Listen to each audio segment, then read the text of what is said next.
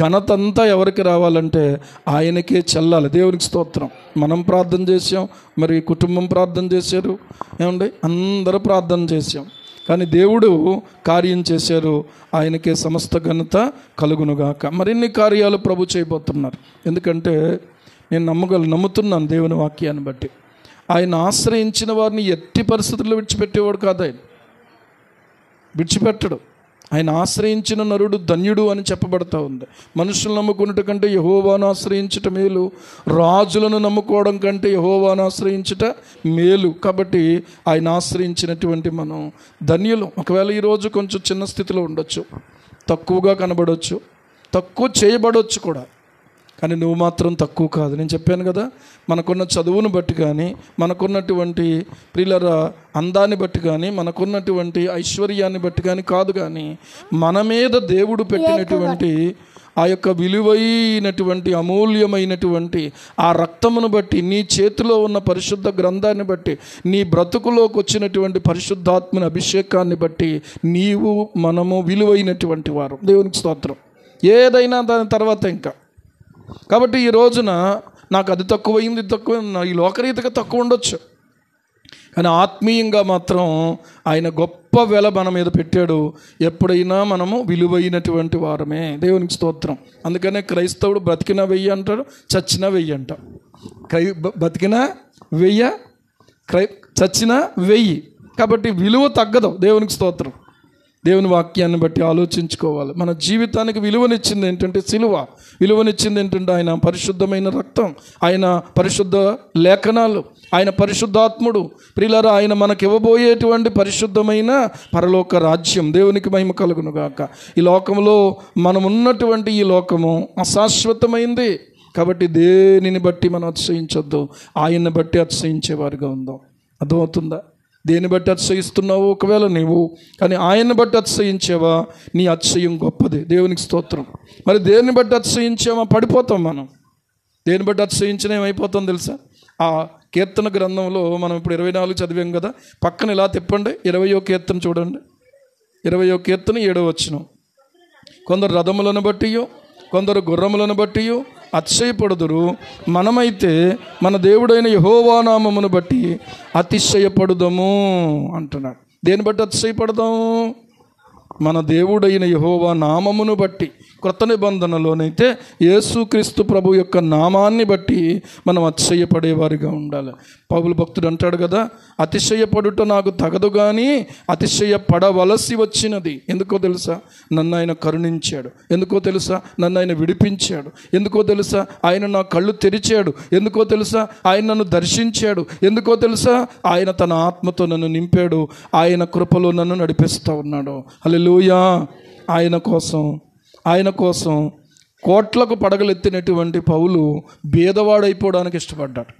ఆయన తండ్రి ఏమన్నాడటంటే, నువ్వు యెహోవా నామాన్ని కాదు యేసుప్రభు నామాన్ని అంగీకరించావు కాబట్టి అది నాకు ఇష్టం లేదు, ఎట్టి పరిస్థితుల్లో కూడా నా ఆస్తిలోనికి చిల్లిగవ్వ కూడా రాదన్నాడు. ఏమండి? ఓకే, శిరస్సా వహించాడు. అందుకని అంటాడు, నేను నా ప్రభువైన యేసుక్రీస్తుని గురించిన అతి శ్రేష్టమైన జ్ఞానం నిమిత్తం నాకు కలిగినవన్నీ పెంటతో సమానంగా ఎంచుకున్నాను అన్నాడు. దేంతోట? పెంట అంటే ఏంటి? వీధులలో బయట పారబోసేది పెంట, అంతే కదా? దానితో సమానంగా ఎంచుకున్నాను. కాబట్టి ప్రియులారా, అతి శ్రేష్టమైనటువంటి ఆయన జ్ఞానము నిమిత్తమై నేను ఇలా ఎంచుకున్నాను అని అన్నాడు. కనుక ఈ రోజున ఆ పరిశుద్ధ పర్వతానికి ఎక్కడానికి, ఆ పరిశుద్ధ స్థలములో నిలవడానికి దేవుడు మనకిచ్చినటువంటి భాగ్యం చాలా గొప్పదే. కానీ ఇక్కడ గమనించండి, ఇక్కడ పర్వతము అనేటువంటి మాట మనం ఇంకా లోతుగా ఆలోచన చేస్తే యెషయా గ్రంథము 2వ అధ్యాయము, యెషయా గ్రంథం 2వ అధ్యాయంలో మనం కొన్ని మాటలు చూద్దాము. యెషయా గ్రంథం 2వ అధ్యాయం 3వ వచనం. ఆ కాలమున సియోనులో నుండి ధర్మశాస్త్రము యెరూషలేములో నుండి యెహోవా వాక్కు బయలువెళ్ళును. జనములు గుంపులు గుంపులుగా వచ్చి యాకోబు దేవుని మందిరమునకు, ఎక్కడికి? యెహోవా పర్వతమునకు మనము వెళ్ళుదము రండి. ఆయన తన మార్గముల విషయమై మనకు బోధించును, మనము ఆయన త్రోవలలో నడుచుదము అని చెప్పుకొందురు. హల్లెలూయా. ఇప్పుడు ఈ రోజున మనం ఎక్కడికి వచ్చాము? దేవుని పర్వతానికి వచ్చాం. అర్థమవుతుందా? ఎంతండి 2-4 మెట్లు ఎక్కితే ఇది పర్వతమా అనుకోవచ్చు మీరు. అది దేవుని మందిరమే దేవుని పర్వతం. అంటే దేవుని సన్నిధి ఉన్నటువంటి చోటు ఏదైతే ఉందో అదే దేవుని పర్వతం. అది ఇక్కడ గమనించండి. ఈ పరిశుద్ధ స్థలములో నిలవడానికి కావలసినటువంటి ఆ క్వాలిఫికేషన్ లేకపోతే కావలసినటువంటి లక్షణం ఏదైతే ఉందంటే 4 లక్షణాలు చెప్పాడు ఇక్కడ. వ్యర్థమైన దాని యందు నీవేం చేయొద్దంటే మనస్సు పెట్టొద్దు అన్నాడు. ఈ మాట ఎందుకు చెప్తున్నానంటే మొన్నటి దినం లేచి నేను పైకి మందిరంలోకి వెళ్ళి ఆ పైనుంచి ఇంకా పైన టాప్కి వెళ్ళాను, పై ఫ్లోర్కి వెళ్ళాను. వెళ్ళిన తర్వాత అక్కడ నేను వాక్యం చూసుకుంటూ అటు ఇటు తిరుగుతున్నాను, జస్ట్ అలా వాక్ చేస్తున్నాను అనమాట. చేస్తుంటే మా వీధి చివరన ఒక అతను కనిపించాడు. ఎలా ఉన్నాడో తెలుసా? అసలు సరైన సంస్కారవంతంగా నీట్గా ఏమి లేడు. కానీ అతను ఒక గోను సంచి లాంటిది ఒకటి ఇలా తగిలించుకున్నాడు. ఈ సంచి చేతిలో ఒక పొల్ల ముక్క ఉందన్నమాట, ఒక స్టిక్. దాన్ని ఆ పాడేసినటువంటి ఆ చెత్తలో పెట్టి దాంట్లో ఉన్న ప్లాస్టిక్ ముక్కలన్నీ ఏరుకొని దాంట్లో పెట్టుకుంటున్నాడు. అర్థమవుతుందా? నాకు వెంటనే పరిశుద్ధాత్మ దేవుడు ఇచ్చిన తలంపు ఏంటంటే ఇది వ్యర్థమైనది, ఇది ఉపయోగించినది అని బయట పడేసినటువంటి వాటితో ఈ లోకములో మనుషులు బతుకు తెరువును ఏర్పాటు చేసుకుంటున్నారు. దాంతో వాళ్ళు ఏం చేస్తున్నారు? ఆఖరికి మనం పడేసే దేనినైనా కూడా ఒక్కొక్కళ్ళు ఒక్కొక్కటి ఏరుకుంటారు. దాంతో వాళ్ళు ఏం చేస్తారు? వ్యాపారాలు చేస్తారు. మళ్ళీ తిరిగి చాలా ప్రియులరా ధనాన్ని వాళ్ళు సంపాదించుకుంటూ సమకూర్చుకుంటూ ఉంటారు. కానీ మన దృష్టికి వాళ్ళు ఈ చెత్తను ఎరుకునే వాళ్ళగా కనబడతారు. దానితోనే వాళ్ళ బతుకు తెరువు. అయితే నాకు దేవుడిచ్చిన తలంపు ఏంటంటే ఇది వాళ్ళకు బ్రతుకు తెరువేమో కానీ వ్యర్థమైన దాని యందు మనస్సు పెట్టేటువంటి పరలోక సంబంధులకు మాత్రము ఇది మాత్రము ఏ ప్రయోజనాన్ని కలిగించదు. ఏది వ్యర్థమైనదో దాని మీద మనసు పెడితే మనం అస్సలు దేవుని పరిశుద్ధ స్థలములో నిలవలేము ఏమాత్రం కూడా. కొంతమంది ఇక్కడ కూర్చుని కూడా ఇంకా ఏదో ఆలోచన చేసే వాళ్ళుగా ఉంటారు. బయట ఉన్నదంతా మనం విడిచిపెట్టేసి వచ్చేసేమో ఈ లోక సంబంధమైనది ఏదైతే ఉందో అది గొప్పగా ఏదైతే ఎంచబడుతుందో అది వ్యర్థమైనది అని దేవుడు మనతో మాట్లాడుతున్నాడు. కాబట్టి ఇప్పుడు మనం ఎక్కడికి వచ్చాము? విలువైనటువంటి చోటుకు వచ్చాం. దేవునికి స్తోత్రం. విలువైనటువంటి దేవుని యొద్దకు వచ్చాం. విలువైనటువంటి దేవుని వాక్యం దగ్గరకు వచ్చాం. విలువైనటువంటి జీవితమును ప్రియులారా మనకి ఇవ్వడానికి ఆయన ఇష్టపడుతూ ఉన్నాడు. ఈ రోజున మనం ఆలోచన చేస్తే నీవు నేను మన మనస్సును దేని మీద పెట్టకూడదంటే వ్యర్థమైన దాని యందు మనస్సు పెట్టకూడదు.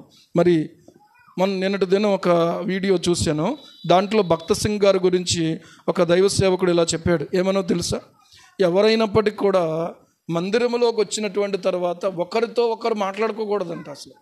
అదే ఆ రోజుల్లో ఆయన నియమించినటువంటి ఆ డిసిప్లిన్ అన్నమాట.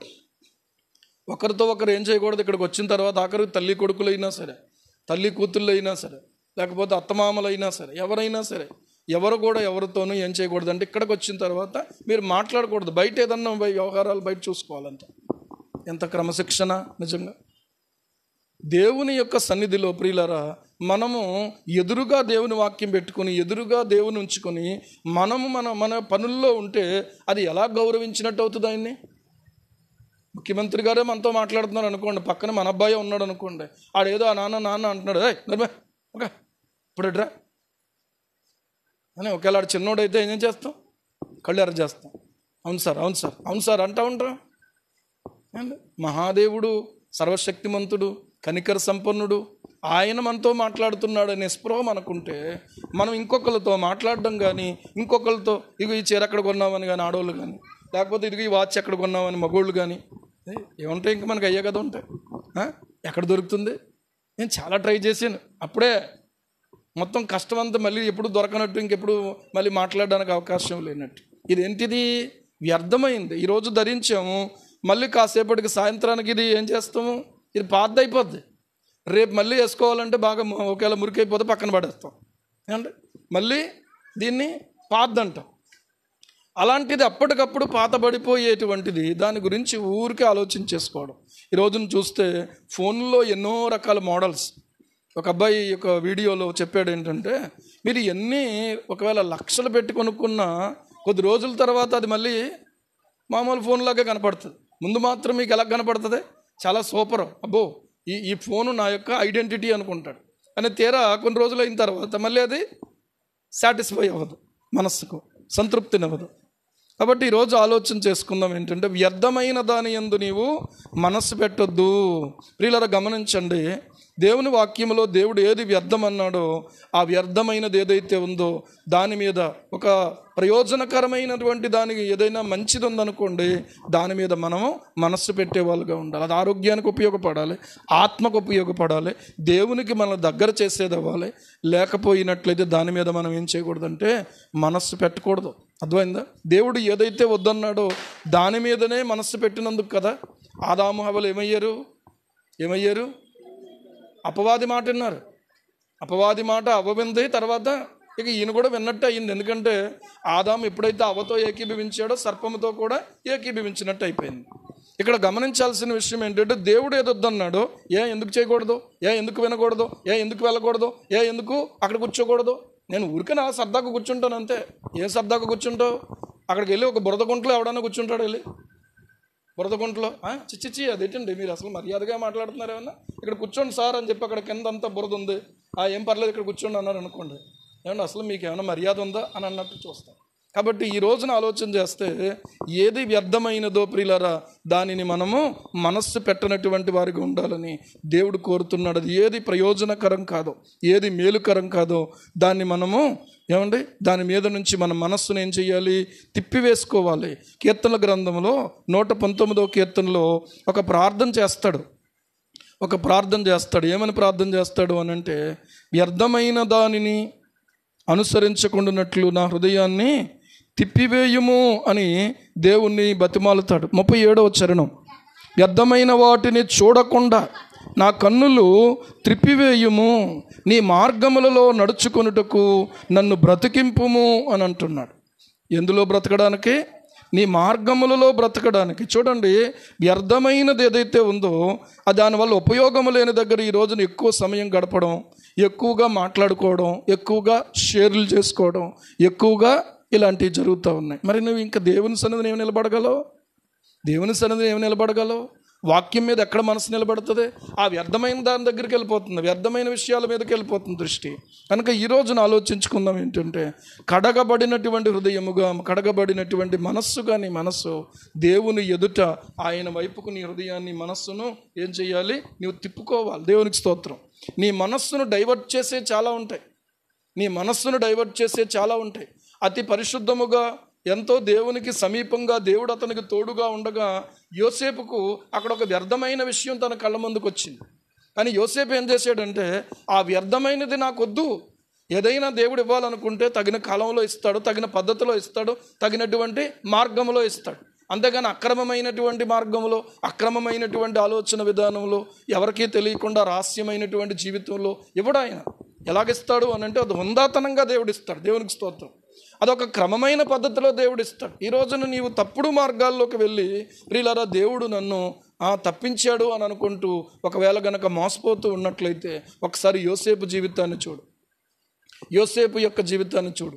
ఆ వ్యర్థమైన విషయం మీదకి అసలు మనసు వెళ్లకుండా ఆమె మాట్లాడుతూ ఉన్నట్లయితే దాన్ని కూడా అతడు ఒప్పుకోకుండా, నా భర్త లేడు కదా, నువ్వు నాతో పాటు సైనించు అని చెప్పి ఎంతగానో బలవంత పెట్టినప్పటికీ కూడా, ఇంకా చెప్పాలంటే దినదినము ఆమె యోసేపుతో మాట్లాడుతూనే ఉందట. ఎప్పుడు సమయం దొరికినా కూడా ఆమె ఇదే ప్రస్తావన చేస్తూ ఉంది. కానీ ఆమె మాట విన్నవాడు కాడు. దేవునికి స్తోత్రం కలుగును గాక. అంటే తన మనస్సు అసలు దాని మీదకు ప్రియులారా అసలు ఏమాత్రం కూడా వెళ్ళకుండా తన మనస్సును ఏం చేశాడంటే దేవునికి మాత్రమే అప్పగించి దేవుని మీదనే నిలుపుకున్నాడు. దానియేలు గురించి కూడా మనం చూడొచ్చు. దానియేలు గ్రంథము 9వ అధ్యాయము 3వ వచనం మనం చదివితే అక్కడ రాయబడి ఉంది చూడండి. దానియేలు గ్రంథము 9:3, అంతటా నేను గోనె పట్ట కట్టుకొని ధూళి తలపైన వేసుకొని ఉపవాసముండి ప్రార్థన విజ్ఞాపనలు చేయుటకై ప్రభువగు దేవుని ఎదుట నా మనస్సును ఏం చేశానంటే నిబ్బరం చేసుకున్నాను. భక్తి జీవితంలో ప్రాముఖ్యంగా నువ్వు ఎదగాలి అని అంటే నీ మనస్సును ఏం చేయాలంటే నిబ్బరం చేసుకోవాలి. ఒకసారి సచిన్ టెండూల్కర్, ఆయన క్రికెట్ క్రీడాకారుడు కదా, చాలా మంచి అవార్డులు కూడా వచ్చినాయి కదా, వచ్చినాయా? ఆయన్ని ఒకసారి ఇంటర్వ్యూ చేస్తే ఈ ఆటలో ఇంకా ఉన్నతమైనటువంటి స్థితికి ఎదగడం కోసం నేను సినిమాలు మానేశాను, చుట్టాలు, బంధువులు, స్నేహితుల దగ్గరికి వెళ్ళటం మానేశాను, రోజు ఏంటంటే డైట్ పాటిస్తూ ప్రతిరోజు గ్రౌండ్లోనే నా సమయాన్ని గడపడం. ఎందుకో తెలుసా? దాని ముందు ఏముందంటే ఒకటే ఆలోచన ఏంటంటే ఈ యొక్క మా టీం ఏమవ్వాలంటే అవతల పాకిస్తాన్ మీదో ఆస్ట్రేలియా మీదో మేము ఏమవ్వాలి? గెలుపు పొందాలి. భారతదేశంలో ఒక మంచి పేరు తీసుకురావాలి. భారతదేశానికి ఒక మంచి క్రీడాకారుడుగా గుర్తింపు పొందడానికి తన మనస్సునంతా ఎక్కడ కేంద్రీకరించాడు? తిండి దానికోసం ఎంత తినాలో అంతే, ఎంతసేపు ప్రాక్టీసే. ఏమండి, మనకులాగా తిని మనకులాగా పడుకుంటే అలాగా ఏమాత్రం కూడా గెలవగలరా? గెలవలేరు. చూసారా? మనస్సు కేవలం. అందుకనే పౌలు భక్తుడు అంటాడు, 1 కొరింథీ పత్రిక 9వ అధ్యాయం మనం చూసినట్లయితే, ప్రియులారా 1 కొరింథీ పత్రిక 9వ అధ్యాయం మనం చూసినట్లయితే అక్కడ రాయబడుతూ ఉంది 24వ వచనంలో, పందెపు రంగమందు పరుగెత్తు వారందరూ పరుగెత్తుదురు కానీ ఒక్కడే బహుమానం పొందునని మీకు తెలియదా? అటువలే మీరు బహుమానం పొందినట్లుగా మీరేం చెయ్యండి? పరుగెత్తండి. మరియు మీరు పందెమందు పోరాడు ప్రతివాడు అన్ని విషయముల యందు ఎలా ఉంటాడు? మితముగా ఉంటాడు. భోజనం దగ్గర మితంగా ఉంటాడు, మాటల దగ్గర మితంగా ఉంటాడు, ప్రయాణాల దగ్గర మితంగా ఉంటాడు. ప్రతి విషయం దగ్గర కూడా తన లక్ష్యం ఏంటంటే నేను పరుగు పందెములో నేను బహుమానం పొందాలి, అంతే. దేవునికి స్తోత్రం. ఏం పొందాలి? నేను బహుమానం పొందాలి. చూసారా? ఆ బహుమానం పొందినటువంటి బహుమానం ఎన్ని రోజులు ఉంటుంది? ఒక షీల్డ్ తెచ్చుకున్నారు, లేకపోతే ఒక ట్రోఫీ తెచ్చుకున్నారు అనుకుందాం, అది ఎన్ని రోజులు ఉంటుంది? దాని కళ ఎన్ని రోజులు ఉంటుంది? ఎన్ని రోజులు ఉంటుంది? ఏదో కొంతకాలం, లేదా అది చూపించుకోవడం వరకు. కానీ గమనించినట్లయితే అది ఎటువంటిది అని అంటే అది క్షయమైపోయేటువంటిది ప్రియులారా. కానీ మనం అక్షయమైనటువంటి కిరీటం పొందడానికి మనం మితముగా ఉన్నాము అంటాడు. అసలు మనము అని అక్కడ పెట్టుకోగలం. ఎందుకే? మనం ఎందులో మితంగా ఉన్నామని చెప్పాలి? కాస్త బాగుంటే కనుక ఇంకో ముద్ద ఎక్కువ వేసేస్తాం, కాస్త సౌకర్యం ఎక్కువగా ఉండి సుఖం ఎక్కువగా ఉంటే ఇంకో గంట ఎక్కువ పడుకుంటాం, అవునా కదా? కాస్త మనకు నచ్చిందంటే మనిషితో అలా కూర్చోబెట్టి మనం గంటలు మాట్లాడతాం, ఎక్కడికి రమ్మంటే అక్కడికి వెళ్ళిపోతాం. మితం ఎక్కడ ఉంది మనకి? ఆలోచిస్తే అండి, మితముగా ఉన్నాము అని చెప్పుకోగలమా మనం? కాబట్టి నేను గురి చూడని వాని వలె పరుగెత్తువాడను కాను. నా గురి ఏంటంటే నేను అక్షయమైన కిరీటం పొందాలంటే ఒక ఆత్మ సంబంధి అయినటువంటి క్రైస్తవుడు ఏది చూసినా కూడా అక్కడి నుంచి ఒక ఆత్మ సంబంధమైన ఆలోచన బయటకు వస్తుంది. దేవునికి స్తోత్రం. ఒకసారి మా జాయ్ బాబుని ఎత్తుకుని నేను మా ఎదురుగా వాడు ఇంటికి తీసుకురావడానికి ముందుగా మేము కొంచెం చిన్న దాన్ని ఏమంటారు లామినేషన్స్ తెచ్చి అంట్లో అతికించిన తర్వాత ఆ బొమ్మను చూపిస్తే సేమ్ ఆ చంటి బిడ్డ ఆ రూపం ఎంత చక్కగా చిత్రకారుడు చిత్రీకరించాడు. నేను ప్రియులారా ఒక ఆత్మ సంబంధమైన ఆలోచన ఏంటంటే ఇది దేవుని సృష్టి, ఇది మనుష్యుని సృష్టి. ఈ సృష్టి ఎదుగుతుంది, కానీ ఆ సృష్టి ఎంతకాలమైనా ఆ బొమ్మ ఎలాగుంటుంది? అలాగే ఉంటుందా? నవ్వుతున్నట్టుగా ఉంది, కనీసం ఎప్పుడూ ఏడుపు రాదు. కానీ ఇక్కడ ఏడుపు వస్తుంది. ఇక వాడికి ఏడుపు ఎందుకు వచ్చిందో, ఏమండి, యూరిన్ అయిందా, లేకపోతే టాయిలెట్ అయిందా, లేకపోతే వాడికి ఏమన్నా అవసరమా, ఏమైనా ఇబ్బందా, ఇవన్నీ చూసుకుంటాం మనం. వాడికి చూసుకునే పనే లేదు. అది బాగుంటుంది, ఇది బాగుంటుందా? అందుకే దేవుని సృష్టి బాగుంటుందా, మనుషుని సృష్టి బాగుంటుందా? అర్థమవుతుందా? ఇది దేవుని సృష్టి నా ఒడిలో ఉన్నది, ఆ గోడ మీద ఉన్నదేమో ఏమండి మనుష్యుని సృష్టి. చూసారా? ఆత్మ సంబంధమైన ఆలోచనలు కంటిన్యూగా మనకు వస్తూ ఉంటాయి. అలాగా మనం గనక ఆత్మ సంబంధంగా ఆలోచిస్తే ఈ లోకం పరలోకం, ఈ లోకం పరలోకం, ఇక్కడ పిల్లలు అక్కడ పిల్లలు, దేవునికి స్తోత్రం, ఇక్కడ తండ్రి అక్కడ తండ్రి, దేవునికి స్తోత్రం. అర్థమవుతుందా? ఎంత దగ్గరగా దేవుడు మనతో మాట్లాడుతూ ఉంటాడు. నాకు అనిపించింది, నిజమే ప్రభువా, నిజమే, వ్యర్థమైన దాని యందు మేము మనసు పెట్టుకుంటూ ఏదో మా జీవితం కొనసాగించేసుకుందాం అని అనుకుంటే నీ పర్వతానికి ఎక్కలేం కదా, కనుక ఆత్మీయ జీవితంలో నేను ఎదగాలి అనుకున్నప్పుడు నీవు కొన్నిటిని ఏం చేయాలంటే విడిచిపెట్టుకోవాలి కంపల్సరీగా. నేను అలాగే ఉంటాను, నేను అలాగే మాట్లాడతాను. ఇప్పుడున్న తరం ఏంటో తెలుసా? ఒకడు బండి మీద రాసాడు వెనకాల, ఏమనో తెలుసా? ఏమీ లేదు అక్కడ. అమ్మని లేదు, నాన్నని కొంతమంది ఇలా పెట్టుకుంటారు, ఏదో భార్య పేరుని భర్త పేరుని ఇలాగే ఉంటాయి. కానీ వాడు ఏం పెట్టుకున్నాడంటే నేను ఇంతే అని పెట్టుకున్నాడు. ఎలాగట? నేను ఇంతే అని పెట్టుకున్నాడు. అలాంటి వాడు ఎప్పుడు పరలోక రాజ్యానికి వెళ్ళడు. నేను ఇంతే అనుకోకూడదు. ప్రభువా, నేను ఏమై ఉన్నానో ఒకవేళ నీ దృష్టికి వ్యతిరేకంగా ఉంటే, నీ దృష్టికి ఇష్టం లేకపోతే నేను మార్చుకుంటానయ్యా. పాట పాడుతున్నాం కదా, ఏంటా పాట అమ్మా? చెక్కుమయా నన్ను నీ పోలికలో, నడుపుమయా నన్ను నీ పోలికలో, చెక్కుమయా నన్ను నీ పోలికలో, ఎలికలో. కారుడా స్వల్ప జీవితం, కారుడా స్వల్ప జీవితం, నన్ను కనుకూలముగా మలచుము, నన్ను నీకనుకూలముగా చెక్కుమయా నన్ను నీ పోలికలో, నడుపుమయా నన్ను నీ ఏలికలో. హల్లెలూయా. ఏమండి, ఎలా ఉంటే అలా ఉంటావా? ఇంకెందుకు? మారు మనస్సు పొందిన వ్యక్తి యొక్క ఆలోచన మార్చుకుంటాడు. దేవునికి ఇష్టమైంది కాదని తెలిస్తే ధనం దగ్గర ఆలోచన మార్చుకుంటాడు, స్త్రీ దగ్గర ఆలోచన మార్చుకుంటాడు, పురుషుడి దగ్గర ఆలోచన మార్చుకుంటుంది ఆ సహోదరి. ప్రియులారా, ప్రతి దగ్గర కూడా ఆలోచన చేస్తే, తిండి దగ్గర ఆలోచన మార్చుకోవాలి, పడక దగ్గర ఆలోచన మార్చుకోవాలి. ఎప్పుడూ తిండి తిండి అంటే వెంటబడకూడదు. ఒక్కొక్కసారి ఏం చేయాలంటే ఈ శరీరాన్ని నలగగొట్టి దేవుని సన్నిధిని దేవునికి అనుకూలంగా మార్చుకోవాల్సి ఉంటుంది. హల్లెలూయా. ఈరోజున ఆలోచించేయండి. వ్యర్థమైన దాని యందు నువ్వేం పెట్టొద్దు, మనస్సు పెట్టొద్దు. ఈ ఒక్క విషయం చెప్పడానికి టైం సరిపోద్దో లేదో తెలీదు. దాన్నే పొడిగిస్తే కనుక ఏమంటే నీ ఆత్మీయ జీవితానికి ఉపయోగపడే ఆ గ్రంథాలు ఉన్నాయి. సాధు సుందర్ సింగ్ గారు, ఆయనకు కూడా ఇంట్లో చిల్లిగవ్వ దొరకలేదు, ఇవ్వలేదు తండ్రి. ఏమండి, పెద్ద పెద్ద ఎస్టేట్లు చూపించి నువ్వు మనస్సు మార్చుకుంటే ఇది నీకే, లేకపోతే మాత్రం నీకు చిల్లిగవ్వ కూడా ఉంటుంది అన్నాడు. కానీ ప్రభు వైపే చూశాడు. నాకు మా ప్రభువే కావాలనుకున్నాడు. ఒక గొంగళ్ళు కప్పుకొని ఒక కొత్త నిబంధన తీసుకుని కట్టుబట్టలతో బయటకు వచ్చేయాల్సి వచ్చింది, పంపించేశారు. కానీ ఈ రోజున ఆయన గురించి అందరూ చెప్పుకుంటున్నారు. ఒక గొప్ప సాక్ష్యం. ఎంత అద్భుతమైన జీవితం అండి. సాధు సుందర్ సింగ్ పుస్తకం చదవండి, మీ ఆత్మీయ జీవితం నూతనపరచబడుతుంది. అలాంటి విషయాల మీద మనసు పెట్టాలి. ఏమండి, నీవు ఏమవ్వాలనుకుంటున్నావో దాని మీదే మనసు పెడతావు, ఆటోమేటిక్గా అది వచ్చేస్తుంది. ఏమండి, దానికి సంబంధించి ఎవరు నాకు సహకరిస్తారో, ఎవరు నన్ను ప్రోత్సహిస్తారో, ఎవరు నాకు తోడుగా ఉంటారు, వస్తారు. సినిమాకి వెళ్ళాలనుకున్నాడంటే దానికి సంబంధించి ఏ సినిమా, అదే ఎక్కడ, ఏంటి, మనం అక్కడికి వెళ్ళినప్పుడు ఎలాంటి ఏర్పాట్లు ఉండాలి, ఎంతమంది కలిసి వెళ్దాం, ఇవన్నీ ఒక ప్లాన్ ఉంటుంది. అలాగే ఆత్మీయంగా ఎదగాలనుకున్నవాడికి కూడా ఒక ప్లాన్ ఉంటుంది. దేవునికి స్తోత్రం. ప్లాన్ లేనటువంటి జీవితం ఈ లోకంలో ఎవరికీ లేదు. ప్రతి ఒక్కరికి ప్లాన్ ఉంది, లేదా? ఉంది.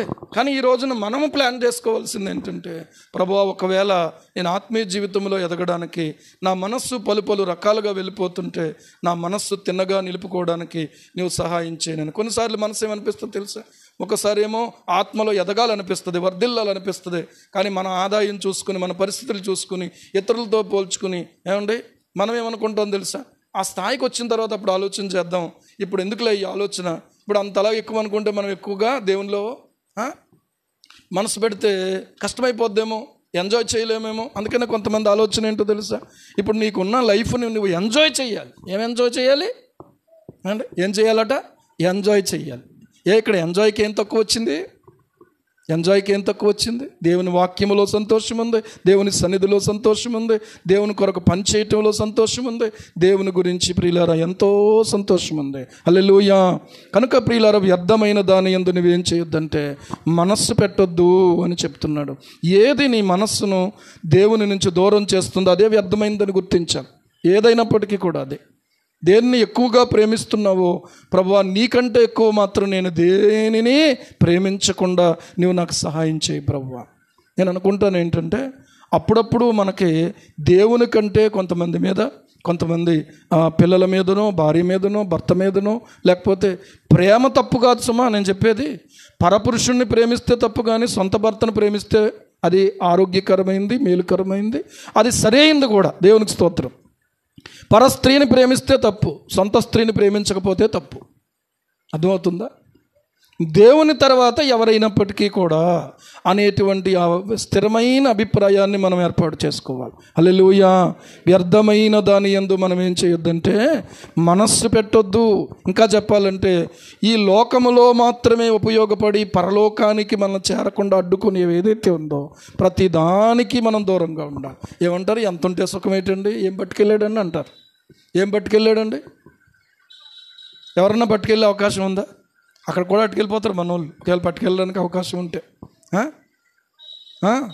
ఇక్కడ ఇక్కడ భూకంపాలు వస్తున్నాయని, తుఫానులు వస్తున్నాయని, వరదలు వస్తున్నాయని ఏం చేస్తున్నారు తెలుసా? అక్కడ చంద్రమండలం మీద ఇల్లు కట్టుకుంటున్నారు. మనం అక్కడ రావా? సౌర తుఫాను అని ఒక పేరు విన్నాను. అలాగే చంద్రుడి మీద కూడా ఏదో ఒకటి చేయొచ్చు. ఆయన బాబేలు గోపురం కట్టేస్తే మేము ఇంకా ఆకాశానికి వెళ్ళిపోతాం, అక్కడ నుంచి పరలోకానికి వెళ్ళిపోతాం అనుకున్నారు వాళ్ళు. ఏమైంది?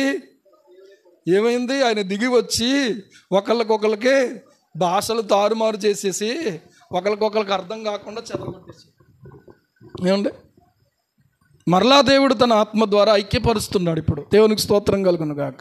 ఎవరిని ఆయన త్రోసివేయడు, కానీ ఎవరైనా త్రోసేస్తే ఆయన ఊరుకోడు.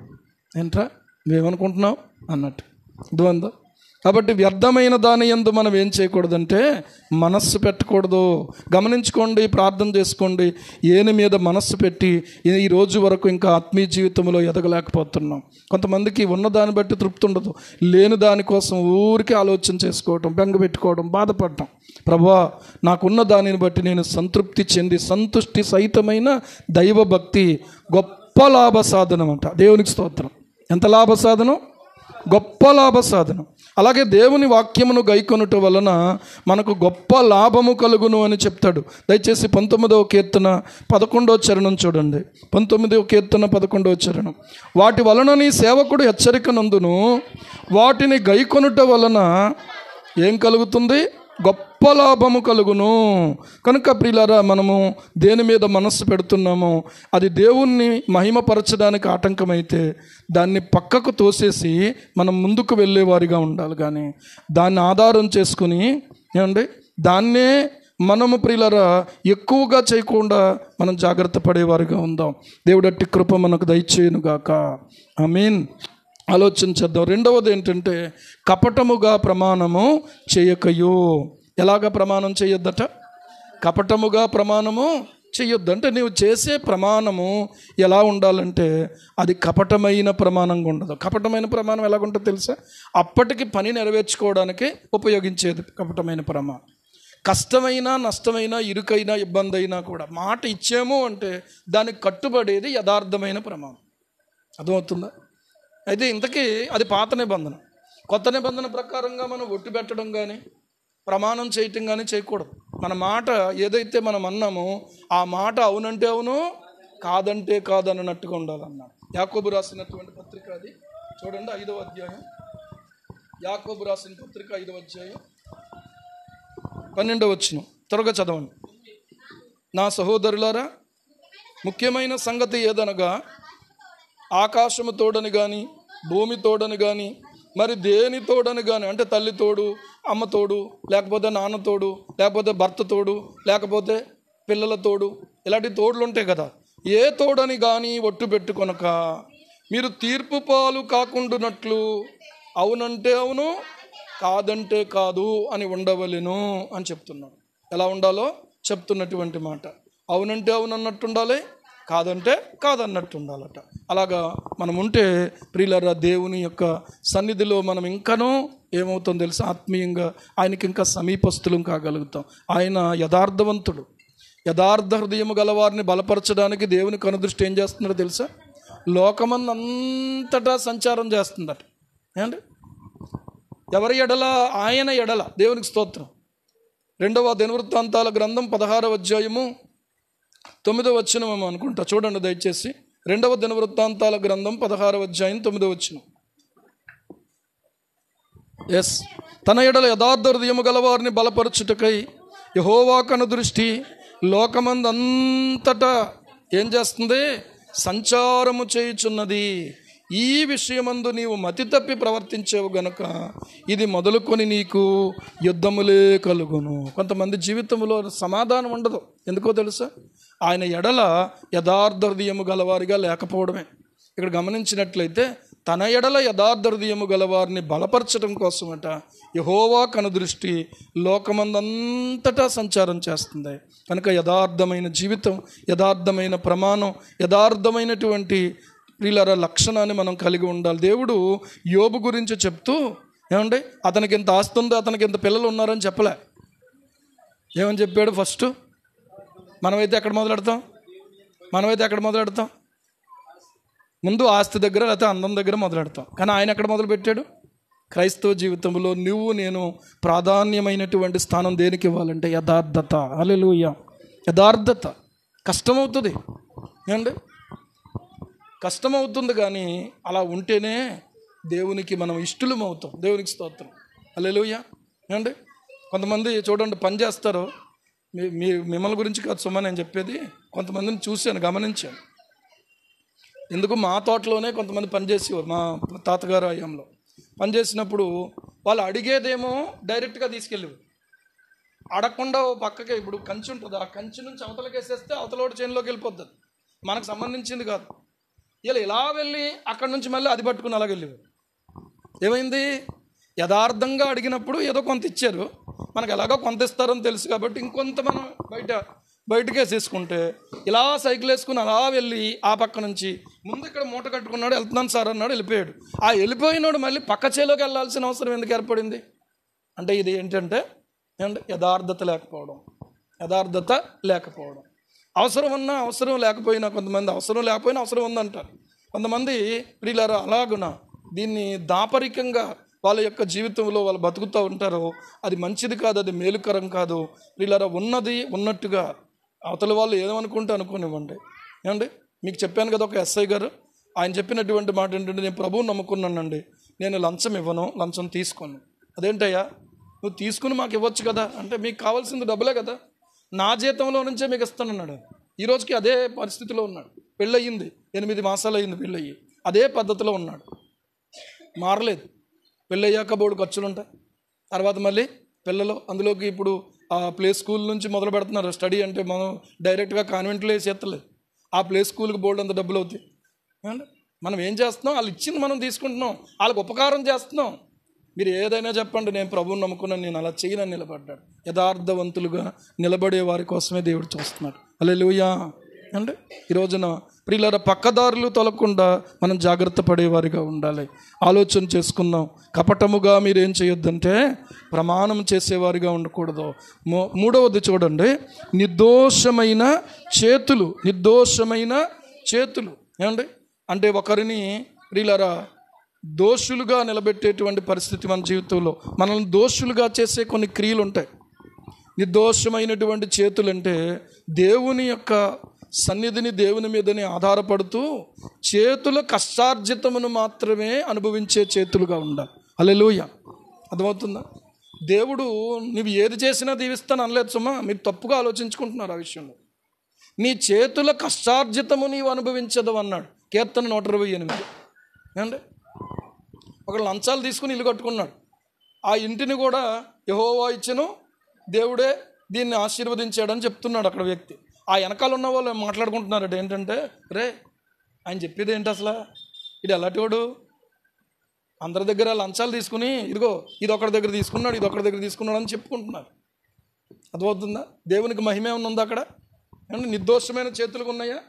మనం ప్రార్థించినప్పుడు చేతులు ఎత్తుతున్నాం, చేతులు ఎత్తొద్దని కాదు చెప్పేది, కానీ నీ చేతులు ఎలాగ ఉండాలంటే నిర్దోషమైన చేతులుగా ఉండాలి, పవిత్రమైన చేతులుగా ఉండాలి.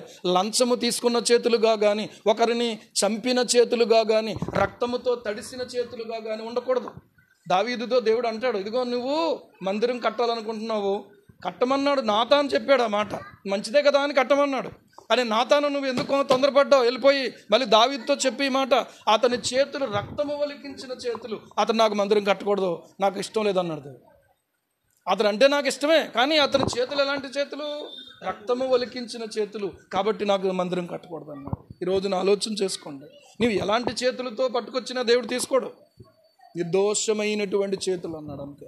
ఇది చెప్పడానికి వీళ్ళారా 2వ సమూయేలు గ్రంథంలో దేవుడు ఆ మాట చెప్తాడు. 7వ అధ్యాయం అనుకుంటా కదండి, 2వ సమూయేలు 7వ అధ్యాయము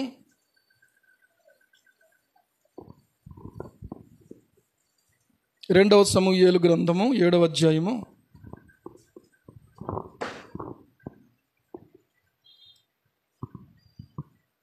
చూడండి. మీరు ఎవరన్నా అండర్లైన్ చేస్తే దేవునికి స్తోత్రం. హల్లెలూయా.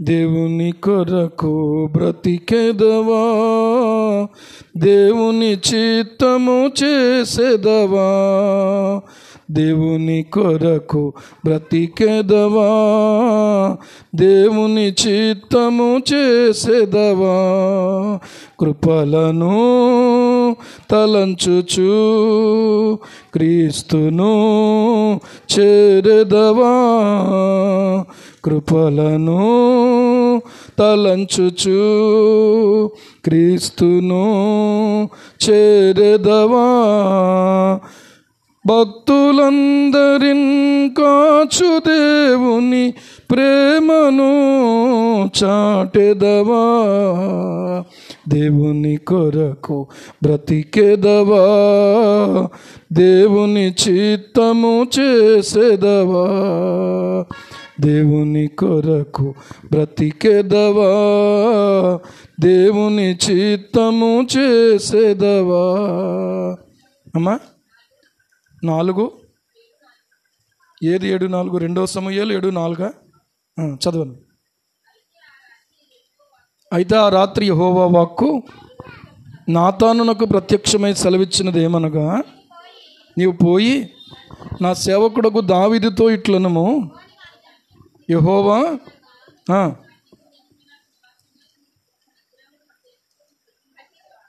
మందిరమును కట్టుదువా,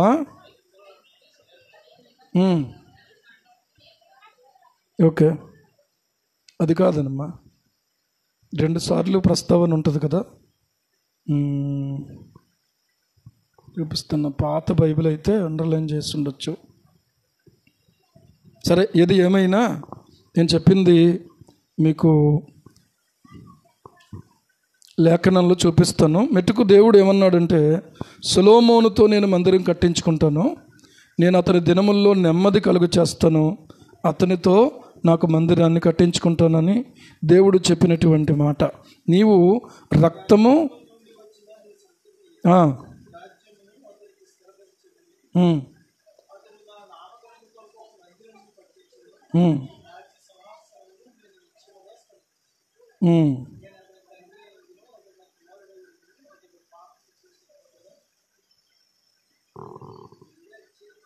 వేరే అధ్యాయం అది, బహుశా దినవృత్తాంతాల గ్రంథంలోను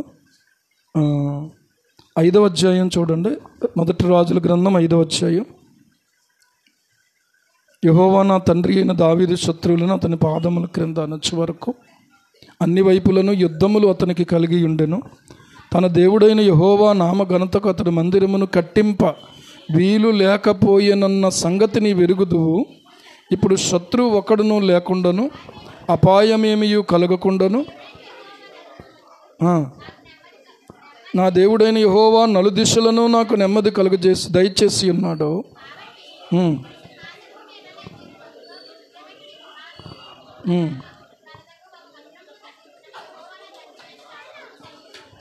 ఓకే, దేవునికి స్తోత్రం. మీరు అంటే చదివినటువంటి వాక్యంలో అర్థం ఉంది, కానీ ఇంకా మనం కొంచెం పరిశీలనగా చదువుదాం, తర్వాత తెలుసుకోవడానికి ప్రయత్నం చేద్దాం. టైం మనకు అయిపోతుంది. సరే, మొత్తానికి ఏది ఏమైనా దావీదు కడతానన్నాడు. దావీదు నిజానికి ఎవరు? దేవుని హృదయానుసారుడైన మనుష్యుడు.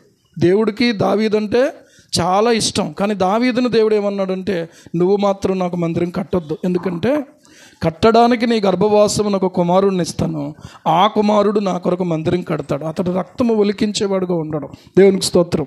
కనుక సమాధానం కర్త అని కూడా సొలొమోనుకు పేరు. సొలొమోనుకు సొలొమోను అనే పదానికి అర్థం ఏంటంటే సమాధాన ప్రియుడు అని అర్థం. దేవునికి స్తోత్రం. సమాధానకర్త. యేసుక్రీస్తు ప్రభువారు సమాధానకర్తయగు అధిపతి. సరే, మెటుకు ఈ విషయాన్ని గుర్తుపెడదాం. నిర్దోషమైన చేతులు అనేటువంటి విషయాన్ని ఆలోచన చేద్దాం. నీ చేతులు ఏది చేస్తున్నాయో అవి దేవుని దృష్టికి ఇష్టమైనటువంటి క్రియలుగా ఉండాలి. చేతులు అంటే చేతలు అని అర్థం చేసుకుందాం. హల్లెలూయా. తర్వాత ఏంటంటే శుద్ధమైన హృదయము. ఎలాంటి హృదయము? శుద్ధమైన హృదయం. దావీదు అంటాడు కదా దేవుని ముందు 51వ కీర్తనలో 10వ చరణం చదవండి. 51వ కీర్తన 10వ చరణం. 10వ చరణం చదవండి. దేవా ఏం కలుగు చేయము? నా యందు నీవేం కలుగ చేయంటే శుద్ధ హృదయమును కలుగ చేయుము. నా అంతరంగములో స్థిరమైన మనస్సును నూతనముగా పుట్టించుము. నా యందు ఏం కలుగ చేయమన్నాడు? శుద్ధ హృదయము కలుగ చేయమన్నాడు. దావీదుకు తెలుసు, ఒకవేళ శుద్ధ హృదయము నాలో లేకపోయినట్లయితే నేను పైకి ఎంత అధికారినైనా రాజునైనా నా కింద ఎంతమంది నా ఏలుబడి క్రింద ఉన్నప్పటికీ కూడా, ప్రజలందరూ కూడా నన్ను ఘనపరుస్తున్నా కూడా దేవునికి మాత్రం నేను ఇష్టడను కాలేను. అర్థమవుతుందా? దావీదు మన దృష్టికి గొప్పవాడుగా కనబడవచ్చు, ఎందుకంటే పాటలు రాశాడు, పాటలు పాడాడు. దేవునికి స్తోత్రం. గొలియాతు అనేటువంటి మహాశూరుణ్ణి, ఫిలిస్తీయుల పక్షంగా వచ్చినటువంటి వాడిని దేవుని బలముతో ఏం చేశాడంటే గెలిచాడు. దేవునికి స్తోత్రం. అర్థమవుతుందా? దేవుని పక్షముగా దావీదు నిలబడ్డాడు యుద్ధంలో అంటే ఖచ్చితంగా దావీదుదే విజయం. కానీ ఎప్పుడూ దావీదు ఓడిపోలేదు. యుద్ధంలో శత్రువుల చేతిలో ఓడిపోలేదు, కానీ పాపం చేతిలో ఓడిపోయాడు దావీదు.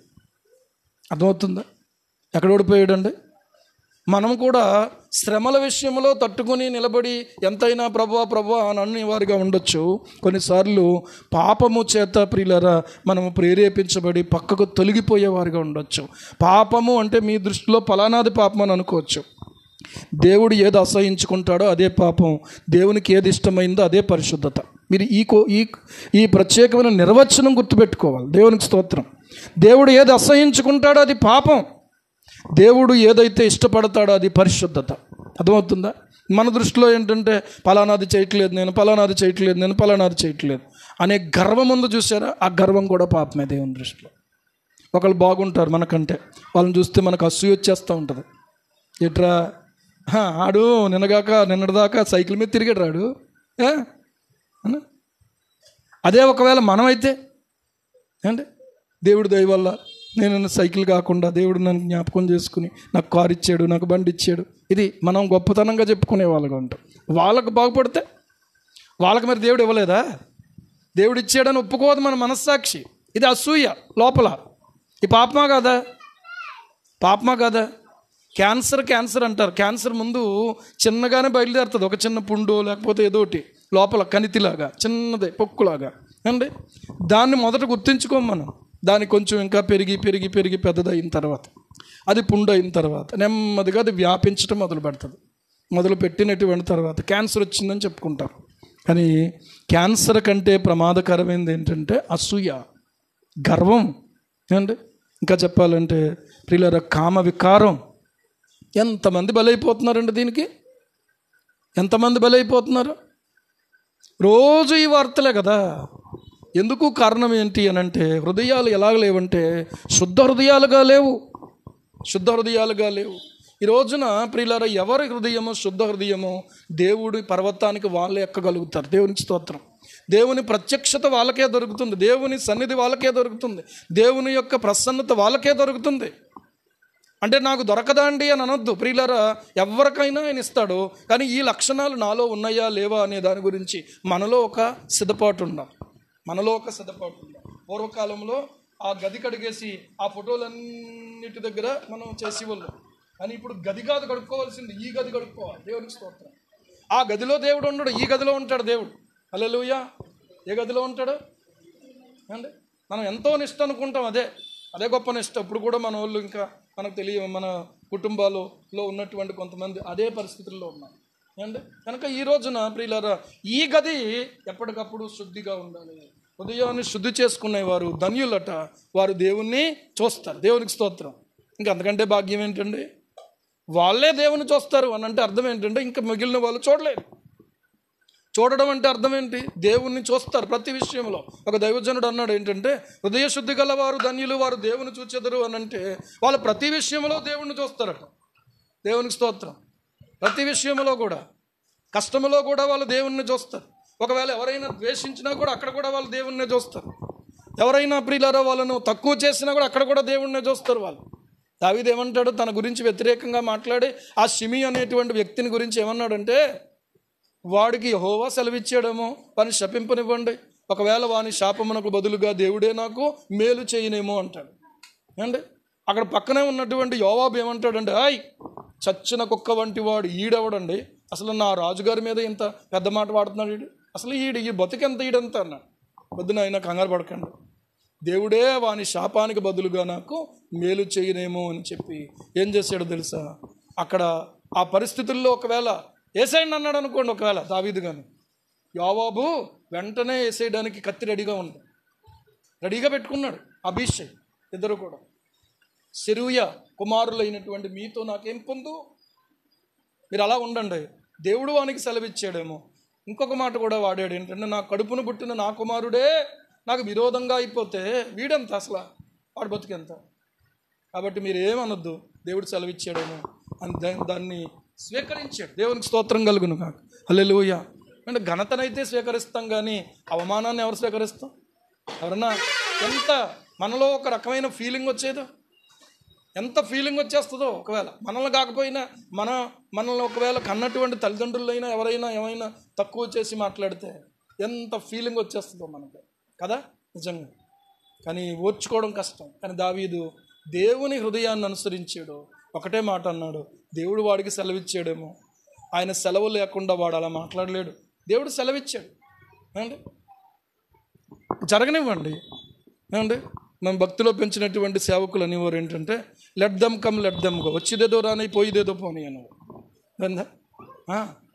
దేవుని బిడ్డలారా, మనము దేవుని పర్వతానికి ఎక్కగలిగిన వారుగా, ఆయన పరిశుద్ధ స్థలములో నిలవగలిగినటువంటి వారిగా, ఆయన ప్రసన్నతను పొందుకోగలిగిన వారిగా ఉండడానికి దేవుడు చెప్పిన ఈ 4 లక్షణాలు, మిగిలినవి ఎన్నో ఉండొచ్చు మనలో, కానీ వ్యర్థమైన దాని యందు మనసు పెడుతుంటే మనం ఆయన పరిశుద్ధ పర్వతంలో ఎక్కలేం. ఆయన మందిరంలో ప్రశాంతంగా ఆయన ప్రసన్నతను పొందలేం. ఇంకొక మాట కూడా ఇందాక జ్ఞాపకం వచ్చింది నాకు, అదేంటంటే కిక్కిరిసినటువంటి జనము యేసయ్య మీద పడుతున్నారు అని ఒకే ఆమె స్వస్థత పొందింది. ఎవరు పొందారు? రక్తస్రావపు రోగి. ఆమె అనుకుంది ఏంటంటే, నేను ఆయన వస్త్రపు చెంగు మాత్రము ముట్టినా బాగుపడతాను అనుకున్నాను.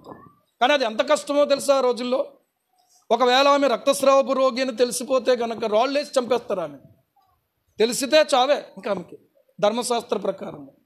ఎందుకంటే ఆ రక్తస్రావపు రోగం అనేది అపవిత్రతగా ఎక్కించబడింది. కానీ ఆమె ఏం చేసిందంటే, ఆ జనసమూహములో నుంచి ఎలా తోసుకుంటూ వెళ్ళిందో, చివరికి యేసయ్య వస్త్రపు చెంగు పట్టుకుంది. ఆయనలో నుంచి ప్రభావము ఆమెలోకి వెళ్ళింది. దేవునికి స్తోత్రం. అర్థమవుతుందా? ఈ రోజున ఆయనలో నుంచి ప్రభావము మనలోనికి ప్రియులారా ప్రవహించాలంటే నీలో నాలో కూడా కావలసినటువంటి అంగీకార యోగ్యమైనటువంటి జీవితం మనకు ఉండాలి. ఈ రోజున మన అకౌంటే మన డబ్బులే, కానీ దాన్ని తీసుకోవడానికి ఇప్పుడు ఏం పెట్టారు? ఓటీపీ పెట్టారు. అర్థమైందా? ఫోన్ లేనోడు కూడా ఫోన్ కొనుక్కోవాల్సిందే. ఫోన్ కొనుక్కోకపోతే నీకు అకౌంట్ ఇవ్వరు, లేకపోతే నీకు మెసేజ్ రాదు. ఆ ఓటీపీ ఎంటర్ అవ్వగానే బాబు ఓటీపీ చెప్పాలి, లేకపోతే ఓటీపీ మనం ఎంటర్ చేయాలి. అప్పుడే మన డబ్బులు కూడా మనం డ్రా చేసుకోగలం. ఒకవేళ ఆ ఓటీపీ తప్పుగా ఎంటర్ చేస్తే ఏమవుద్ది బాబు? ఇంజనీర్ గారు రావు కదా, రావు. చూసారా? ఇంత గొప్ప దేవుని యొక్క ప్రభావము, ఇంత గొప్ప దేవుని యొక్క ప్రత్యక్షత, ఇంత గొప్ప దేవుని యొక్క వాక్కు మన దగ్గరికి రావాలంటే నీవు నేను ఎంతగా దేవుని ఎదుట మన జీవితాలు కుమ్మరించుకోవాలి. అయ్యి బాబోయ్ అంత కష్టమైతే నేను పడలేనండి అనుకోవద్దు. ప్రియులారా, మనం అనుకుంటే, ప్రార్థన చేస్తే, బతిమాలుకుంటే నా దేవుడు నాకు మీకు అందరికీ సహాయం చేసేవాడు అయి ఉన్నాడు. హల్లెలూయా. ఆయన రక్తములో ఉన్న బలముతో మనం చేయగలం. ఆయన యొక్క వాక్యములో ఉన్నటువంటి శక్తితో మనం చేయగలం. ఆయన ఆత్మలో ఉన్నటువంటి ప్రియులారా సహాయంతో మనం చేయగలం, లేకపోతే చేయలేం. దేవుడు ఈ 3 రకాలైనటువంటి ఈ ప్రత్యేకమైన సాధనాలను దేవుడు మనకిచ్చాడు.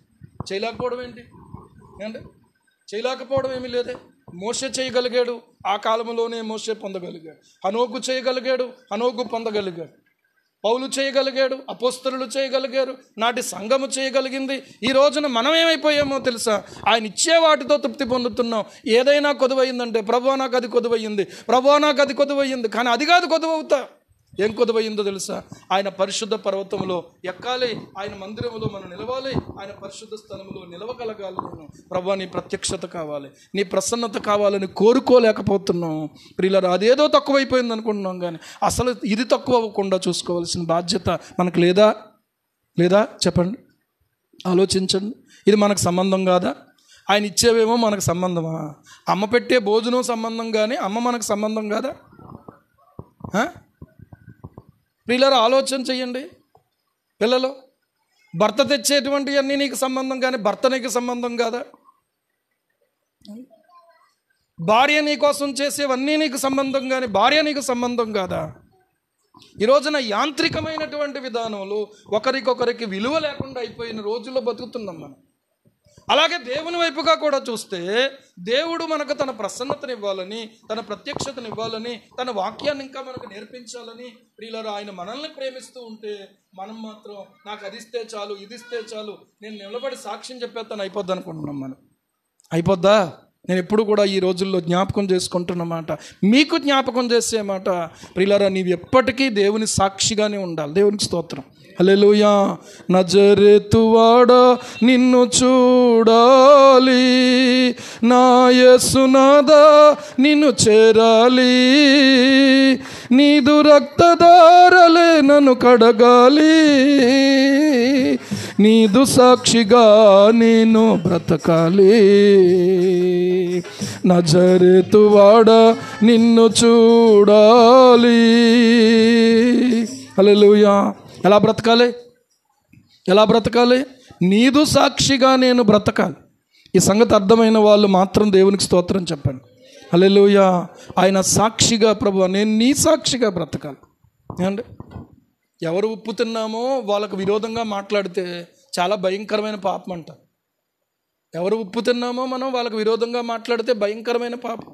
రాజు ఉప్పు తిని రాజు యొక్క తలకాయని లేపేయాలనుకున్నారు బిగ్తాను తెరెషు అనే ద్వారపాలకులు. ఏమైందో తెలుసా? మొర్దెకై ద్వారా కుట్ర బయలుపరచబడింది. వాళ్ళ ఇద్దరు ఉరి తీయింపబడ్డారు. రాజు నిలబడగలిగాడు. అయితే రాజును లేపేద్దరు వాళ్ళు.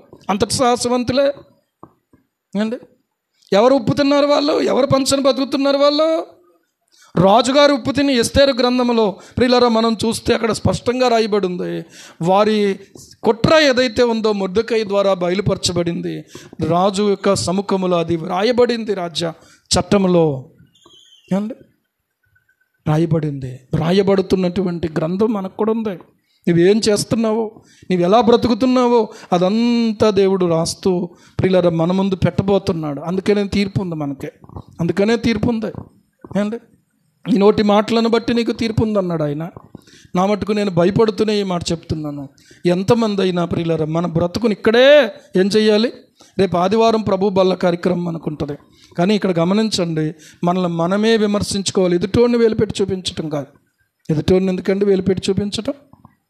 వాడిని తిరస్కరించడం ఎందుకు? అసలు నీ బతుకులోనికి నువ్వు ఇలా చూసుకో. ఒకడిని వేలుపెట్టి చూపిస్తుంటే మనకు ఎన్ని వేలు చూపిస్తున్నాయి? వెనక్కే 4 ఏళ్ళు చూపిస్తున్నాయి. ఏంటి ఈరోజు ఆలోచన చేసుకుందాం. నా మట్టుకు నేను, మీ మట్టుకు మీరు. ఎదుటివారిని అనడానికి నోరు వస్తుంది కానీ మనల్ని మనం మాత్రం సరిచేసుకోవడానికి మనస్సు రావట్లేదు. బాగుపడే బ్రతుకు నీకు కావాలంటే ఇక్కడి నుంచే మొదలు పెట్టాలి. నీ దగ్గర నుంచే మొదలు పెట్టాలి. నీ కుటుంబం నుంచే మొదలు పెట్టాలి. నీ యొక్క వ్యక్తిగత జీవితంలో నుంచే మొదలు పెట్టాలి. ఏమండి, కన్నీళ్ళు కారుద్దాం, ప్రభుని అడుగుదాం. ఎందుకండి ఆయన మనల్ని ప్రేమించటం? ఎందుకండి ఆయన అంతగా మన మీద మనస్సు పెట్టుకోవడం? ఒక పాట పాడుతూ ఉంటారు కదా మీరు, ఏంటది?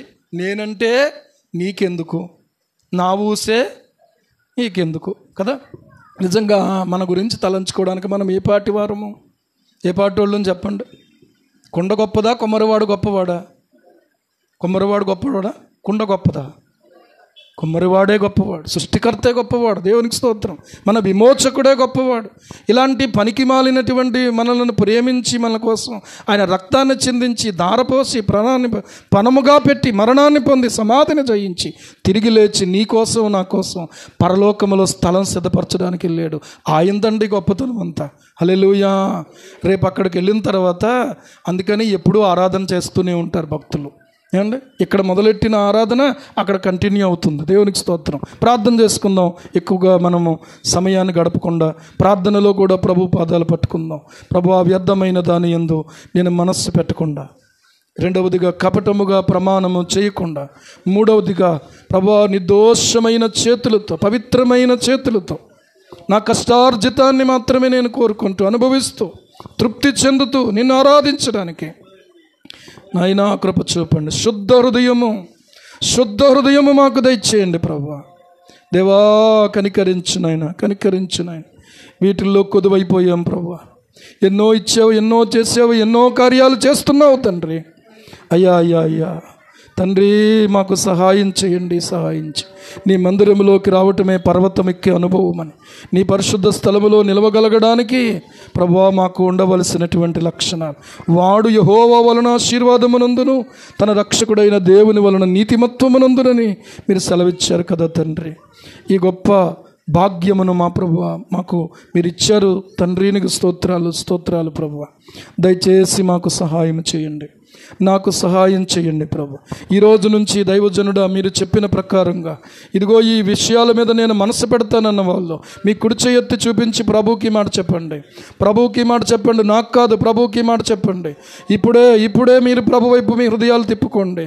వ్యర్థమైన దాని యందు మనస్సు పెట్టకుండా ఉండడానికి, ప్రభువా కపటముగా ప్రమాణం చేయకుండా ఉండడానికి, మూడవదిగా నిర్దోషమైన చేతులు కలిగిన వానిగా ఉండడానికి, ప్రభువా ఇదిగో శుద్ధమైన హృదయము కలిగి ఉండడానికి, ప్రభా ఏది లోటైపోయిందో ఆ లోటును మీరే తీర్చండి ప్రభా.